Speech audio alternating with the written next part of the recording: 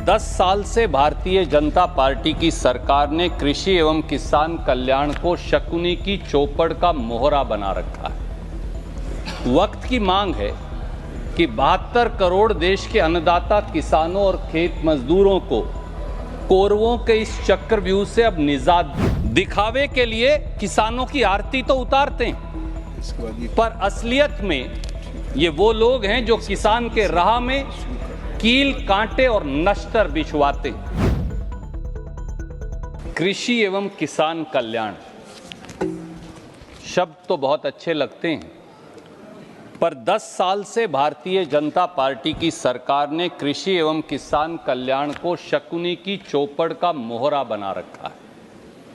वक्त की मांग है कि 72 करोड़ देश के अन्नदाता किसानों और खेत मजदूरों को कौरवों के इस चक्रव्यूह से अब निजात दिलवाई जाए।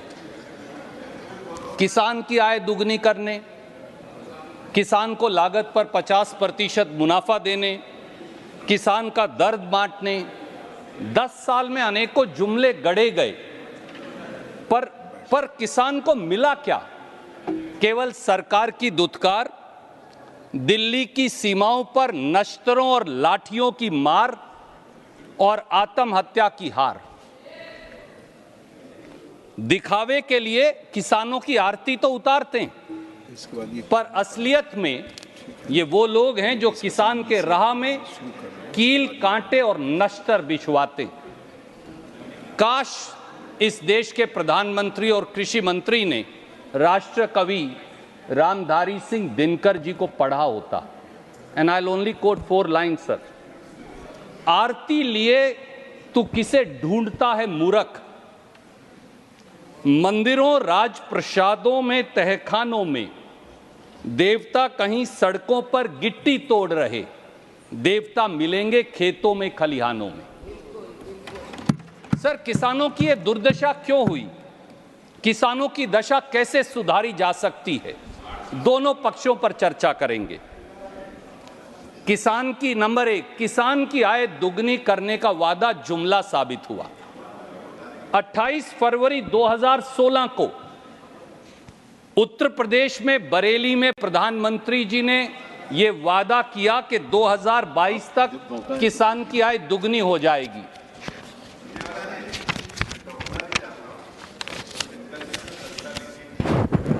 खिलाफ लिखी थी आपातकाल को हटाने के लिए। देखिए, वास्तु स्थिति यह है कि आपके ऊपर बिल्कुल ठीक लागू होती। सर, ये ऐसे सब भाजपाई ऐसे सब्जबाग दिखाते हैं, नहीं थी आपातकाल वाली, ये ऐसे सब्जबाग दिखाते हैं कि किसान 27 रुपया रोज कमाता है, केवल 27 रुपया।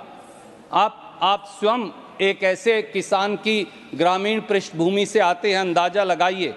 और प्रधानमंत्री जी और उनके कृषि मंत्री उसे दुगनी आमदनी बताते। ये मैं नहीं कह रहा, मैं एनएसएसओ की 2021 की रिपोर्ट लेकर आया हूं। आप कहेंगे तो मैं उसे सदन के पटल पर रख दूंगा। और यही नहीं, 24 मार्च 2022 को कहते थे ना 2022 तक आय दुगनी होगी। इनकी 37वीं जो स्टैंडिंग कमेटी ऑन एग्रीकल्चर की रिपोर्ट है, उसने ये स्वीकार किया कि किसान की आय दुगनी होने की बजाय उल्टा कम हो गई। I will like to, sir, with your permission, just read a line from that report. Para 1.35. But there is no denial that major task for doubling of income of farmers lies with the Department of Agriculture and Farmers Welfare. It appears from the reply furnished by the department that the department is far from doubling the income of farmers. Rather, in some states, it has come down. Correct. Sir, एक और पहलू आपके संज्ञान में लाऊंगा। खेती का लंबा चौड़ा बजट करने की शेखी कल बघारी गई, पर 5 साल में वास्तविकता क्या है? 5 साल में इन्होंने खेती के बजट से 1 लाख करोड़ रुपया सरेंडर कर दिया। सर, 2 पहलू आपके संज्ञान में लाऊंगा। साल 2020-21 में देश में कृषि का बजट कुल केंद्रीय बजट का 4.47% था। साल 2024-25 में आदरणीय मंत्री जी कृषि का बजट कुल देश के बजट का 2.74% रह गया, यानी आधा कम कर दिया। शर्म की बात है।